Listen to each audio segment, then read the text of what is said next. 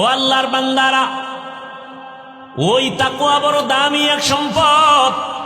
এই তাকওয়া অর্জন করার একমাত্র জায়গা হলো ক্বালান নবী সাল্লাল্লাহু আলাইহি ওয়া আলিহি ওয়াসাল্লাম, লিকুল্লি শাইইন মা'দিনুন ওয়া মা'দিনুত তাকওয়া কুলুবুল আরিফিন।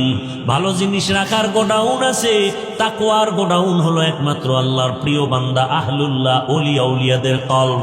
এদের সাথে সম্পর্ক লাগাও, দেখবা তোমার ভেতরে তাকওয়া চলে আসবে, আল্লাহর ভয়। এর একটা সন্তান মা বাবাকে ভয় পাওয়ার কারণে মা বাবার সামনে অন্যায় করে না।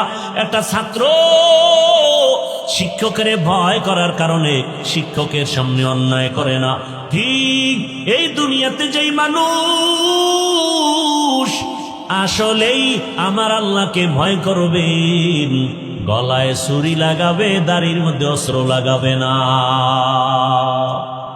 এরে নবীর উম্মতের দল, ভালো করে বুঝেন, নবীজির মোহাব্বত অন্তরে জমা করিয়া আল্লাহওয়ালাদের নজর লাগায় দেন। ওলিয়া উলিয়ার সোহবত আর নেক নজর লাগলে ভেতরে তাকওয়া চলে আসবে।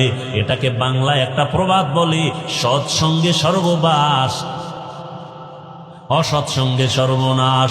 বাসে লেখা আছে ধূমপান নিষেধ, আছে না নাই? কেউ করে না? ড্রাইভার করে, হেল্পার করে, কন্ট্রাক্টর করে।